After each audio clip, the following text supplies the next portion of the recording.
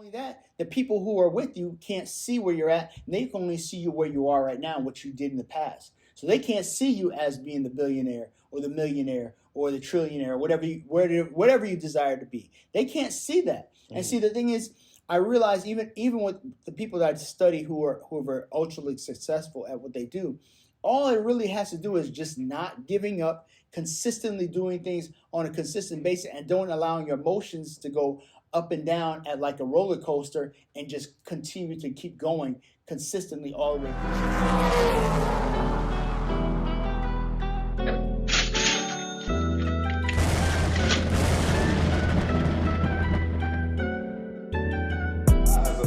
We are back. We are back, bro. Understand? We're back. It's the new year, baby. New year, Let's baby. go, man. Let's go. I don't think people are ready for what's going to happen in D&D level up life right now. Exactly. What's going to happen for them right now with the new knowledge and the new stuff that we've come into in this part of the year already, man. Already been blessed. So you can see the doors are opening, and we are here to do what God says that we are here to do. Exactly. Now, let's hit them, man, real quick. We're gonna name the show real quick, man. Okay. We're going over the 7 reasons you keep looking back. 7 reasons. 7 reasons. You keep looking back. 7 reasons. And we're gonna do that right here on the D&D Leveling Up podcast. And if you don't know, now you know. All right, guys, man. 7 reasons y'all keep looking back. Yeah, let's go. Come on. What's number 1? Number 1, I'm telling you guys. First, let's give credit where credit is due. Yeah. I got these 7 reasons so you keep looking back off the Hardly Initiated podcast. Mm-hmm. And they had a guest on, and we'll put his name. It was a bishop, right? It was a minister. Yeah. Mm-hmm. And he gave these 7 reasons you keep looking back, and I'm just so amazed at like how close it played to me. Mm-hmm. You know what I'm saying? I was like, whoa. I was like, too close to you playing too close, man. Exactly. You get too close. Bishop James Edwards.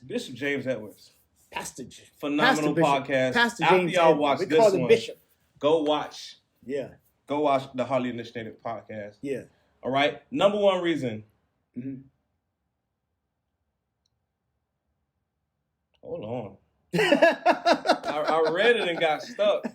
It's all good.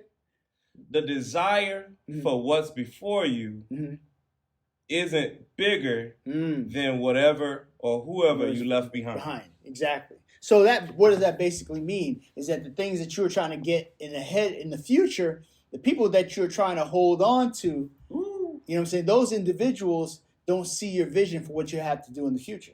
No. So that's a problem when you're trying to focus. You know what the thing is, and I realized something, man, and it's so interesting. There's some relationships that you're not going to be able to take into the new year. Oh no, sir. They have to stop. They got to stop. And I try to see it as, even stuff at my job has changed. The whole dynamic has changed, and then people are leaving. And other people are staying. And I talked about the fact that, sometimes, the whole situation with Elijah, when the brook dried up, the raven was giving him food. Mm-hmm. After a period of time, he had to go to a next level, and he had to decide, okay, listen, I'm going to stay here, I'm going to starve, or I'm going to move and find food somewhere else. Because basically the brook dried up at a certain point.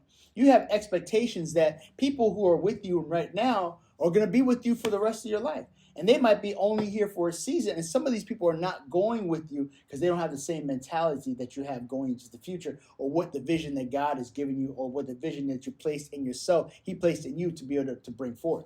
Right. So how you feeling about people going and coming at your job, bro? Bro, it's so weird. I told people, I said, it's like, it's almost like now it gives me more inspiration to do the things outside of this, because I know that it's a limited amount of time to be there. Mm-hmm. Like, I never had it in my mind said, okay, this is what I'm going to do for the rest of my life. This is going to be like I'm going to take this 9 to 5. I always start seeing things at a different level, no matter what it was. So I've never been in a situation where I was thinking, oh man, I'm going to stay here at this ground level. This was only a stepping stone to the things that I know that God placed in me so I can get to the next level. So I never got, like, when people were upset, like, oh man, they're taking away our bonuses, and they're taking away all this type of stuff, and they're not paying us the way they used to pay us and stuff like that. I was like, listen, man, that's cool. That's cool for y'all, but I never intended on making this a home. You intended on making this a home. You want a career. You want a 9 to 5. That's a right. You want to make this bigger than the things that you don't think that you can have bigger in front of you. Exactly. So this is as great as you want it to be in life, and in terms of what they want. For you, just the people always talk about the acronym of being broke is just over broke, a job, right? Right. You just making it enough to get over. I'm not even trying to get to that situation. I'm trying to be above, not below. Go ahead. Right, man. And I feel like sometimes I'm also feel like I'm stuck in that type of situation. Yeah. It's like I know this is a career. Yeah. Like I get it. Yeah. I get it's a career. But this isn't everything I thought I would be. Yeah. This doesn't encompass my entire life because I done rose up all my bills to the point where I have to work it every single day. Yeah. You know what I'm saying? So it's like when you make it to that point where you told yourself, look, I'm working, I might as well run up the bills. Yeah. When you told yourself that, you've made your history bigger than anything in your future. Yeah, the weird part about it, which you should say that, is interestingly enough, I was thinking about the fact that how the dynamic works when people are working with their jobs and their bosses, right? Like they get into a position where you financially have to be there, so people can tell you anything and disrespect you, and then you're going to have to take it because you got all these bills dependent on this situation. It's the system, bro. It's the system, and it traps you. So now you can't even keep your own integrity to decide, listen, I'm not doing that. Just because you said I need to do it, I'm not doing it. But you can't say anything because you're locked in with your house, your mortgage, and your car, and your kids, and all that stuff. And if you don't have that, guess what? The bottom falls out for you. That's why you always have to have a vision. See, no one's going to have a bigger vision for yourself besides you. Right. And, you know what I'm saying? Any person, and if you're working on another man's dream, he's not concerned about your dream. You got to be concerned about your own dream. Your own dream is going to fund what you need to get done in life. You know what I'm saying? You're funding somebody else's dream. There's different ways. I feel like what Dirk's saying is that like there's different ways to make your past bigger than your future. Exactly. And that's one of the many ways that we do that. Yeah. And that's how the many ways that we get out of the having to have the courage to do something else. Exactly. We set ourselves up to make our past bigger than our future. Yeah. And as we move forward into number 2, your desire. Tell us number 2, brother. Your desire to be comfortable needs to be. Hold on. I'm messing this up all over the place. It's your desire to. So I remember what it was. So it's your desire. It's your unwilling. Your unwillingness. So let me get that for you. It's the unwillingness to be uncomfortable. There it is. There's so many words. It's the unwillingness to be uncomfortable. Yeah. You're not comfortable being uncomfortable. Exactly. In other words, you can't control your feelings. And you can't control your emotions as well, too. Yeah, that was pretty deep, man. I like that. I was like, whoa. That's pretty deep because, that's a majority of a lot of people. I mean, when you think about any type of crimes or anything of passion or anything, it's all emotions. Like somebody, who this lady, this guy, she got pregnant from another guy. She went and brought her boyfriend over to come and tell him this, and he reacted and killed her because these are emotional things, man. You can't just tell anybody just certain things. You don't know how they're gonna react. And not only that, people do things out of rashness because out of emotions. So you got to learn how to control your emotions so you don't get in situations like that. You know what I'm saying? People already have a mindset to do a certain amount of things, but it's almost like you gotta have a presupposition in your mindset how you're gonna react to situations when they come up. Like, am I gonna react to this like this? What if I don't have any money? What am I gonna do? If this business goes down, what am I gonna do? Am I gonna quit the business just because of that? Am I gonna throw away because nobody believes in what I'm doing? You know what I'm saying? Right. Go ahead. And to the point of the podcast. The point. It's very hard not to look back when you've invested your feelings in something behind you. Yeah, and the thing is, interesting thing is that your past will keep pulling on you. You know what I'm saying? As long as you can't see, as long as you don't have the vision to see the future ahead of you, you're gonna keep looking back. You are. Whatever you can't, whatever you're not seeing in your future, you're gonna look back. Yeah, absolutely. Not only that, the people who are with you can't see where you're at. They can only see you where you are right now and what you did in the past. So they can't see you as being the billionaire or the millionaire or the trillionaire or whatever you desire to be. They can't see that. And see, the thing is, I realize even with the people that I study who are ultra successful at what they do, all it really has to do is just not giving up, consistently doing things on a consistent basis, and don't allowing your emotions to go up and down at like a roller coaster, and just continue to keep going consistently all the way through. A lot of people do not have that capacity to do that. That's why you have people who are the haves and the have-nots. The difference is you got a certain amount. Like I remember this, Alex Hormozy was talking about the fact there is traits that people have when it comes down to doing certain things. One of the traits is a vast amount of insecurity to not fail and do something that they want to prove to themselves that they can do it. You got to have this mindset, like, you know, and they have a high drive to be able to prove that they actually want to be able to do this thing, and they have to disregard.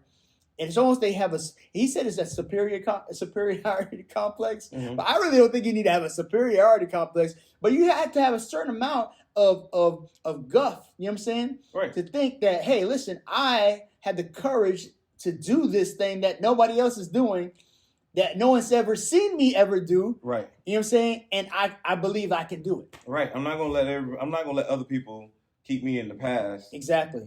And keep me thinking about where I was, yeah, and where I'm not going. Exactly. You know what I'm saying? Exactly. I'm not going backwards. I'm not doing it. And that's another thing. Like, you haven't decided you're not going back there. Exactly.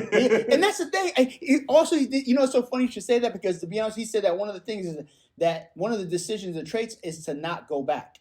Like, no matter what it sounds like, what it feels like, I don't care what anybody says about it. And not being concerned about, like, when we talked about this whole thing, saying no to everything and saying yes to one thing, which means you basically saying yes to this specific thing, and you stay on track with it, and you don't let anybody derail you from any point.